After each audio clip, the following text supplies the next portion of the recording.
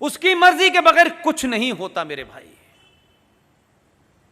हमारा उस पर यकीन था, है, और जब तक यह सृष्टि रहेगी हम जैसे सनातनियों का उस पर यकीन रहेगा।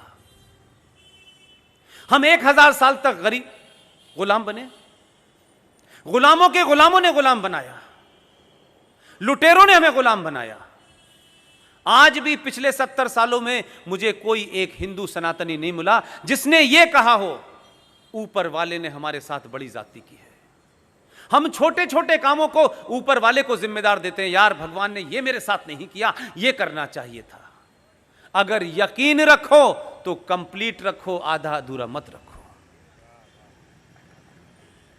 पूरे 1000 साल तक गुलाम रहे, गुलाम रहने के बावजूद भी तरह तरह से हमारे धर्म को समाप्त करने की कोशिश की गई।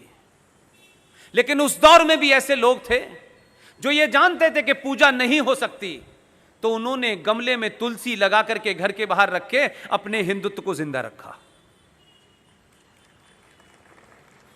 लेकिन मैं सिर्फ दूसरा सवाल उन्हीं से पूछता हूं जिस कुरान मजीद की सूरह निसा का हवाला देता हूं, उस पूरे रेफरेंस में देता हूं।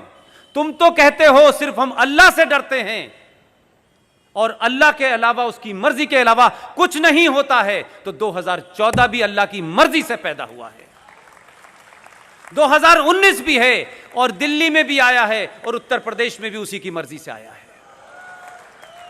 जितना अत्याचार करोगे और शाहीन बाग बनाओगे, 2019 में 2 हो गए हैं, अभी अल्लाह से दुआ मांगो कि 2024 में कितने होंगे पता नहीं। यह सब उसकी मर्जी से हो रहा है। We should be grateful and thankful to Allah. वो चाहता है कि उसके बंदों का मुसल्लत ईमान हट गया है, वो हक और बातिल के बीच में फर्क करना भूल गए हैं, वो कत्लो गारत कर रहे हैं। अल्लाह ने ऐसा आदमी चुना है, घर तक छोड़ के आएगा। संकट यही है, ना आप संविधान के प्रति ईमानदार हैं, ना कुरान के प्रति ईमानदार हैं। मैं शुद्ध सनातनी हिंदू के होते हुए भी कुरान शरीफ को कुछ तक हद तक मानता हूं, और मानता हूं इसलिए कहता हूं कि अब 1000 साल तक तुम्हें हम ही से जलील होना है, इंतजार करो। तुमने भी नंगा नाच बहुत खेला है, तुमने आजाद भारत के अंदर जम्मू कश्मीर में, जहां कश्मीरी हिंदू पंडितों ने जोर से कभी गाली तक नहीं दी, कश्यप ऋषि के वंशज इतने लंबे समय से या तो साहित्य लिख रहे थे या दुनिया में ज्ञान बांट रहे थे, तुमने उनको बर्दाश्त नहीं किया। तुम्हारे पूर्वज बदल गए, फारूक अब्दुल्ला का पूर्वज कौन है यह पता लग गया है, इकबाल का पूर्वज कौन था यह भी पता लग गया है। और क्योंकि सनातनियों ने कुछ समझना और पढ़ना शुरू कर दिया है, बचे हुए 30 करोड़ के पूर्वजों के बारे में पता लगेगा। इसीलिए कहते हैं कि हम अपना डेट ऑफ बर्थ सर्टिफिकेट और बाप का नाम नहीं बताएंगे,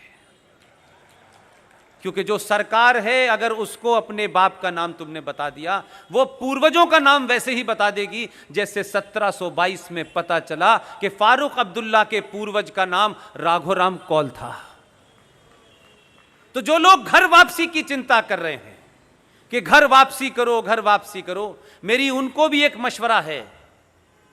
आप उस परंपरा के लोग हैं, आपके पास समय कम है, काम ज्यादा करने हैं, अपना टाइम किसी इंडिविजुअल की घर वापसी में मत करो। तुमने तो ऐसा लीडर चुना है जो राष्ट्र की वापसी में लग गया है, बड़ा काम करो। और ये राष्ट्र अगर वापस होगा तो 47 में जो जघन्य अपराध हुआ था 370 से, वहीं से शुरुआत की है उसने।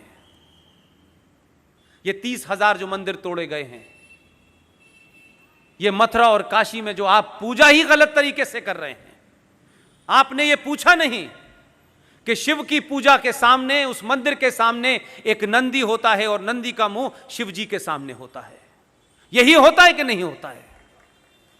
लेकिन आपकी दुआ इसलिए कबूल नहीं हो रही, आपकी मन्नतें इसलिए काशी के बाबा नहीं मान रहे कि आपको इतना पुरुषार्थ दिया उन्होंने, लेकिन उन्हीं लोगों ने उस मंदिर में जहां मस्जिद बनी हुई है, वहां पे शिव का स्तंभ था। उस मस्जिद को बनाने वालों ने स्तंभ को उठा के साइड में रख दिया है, लेकिन नंदी की शक्ल नहीं बदली है। नंदी इधर है, शिव जी इधर है। आप उनके वंशज हैं।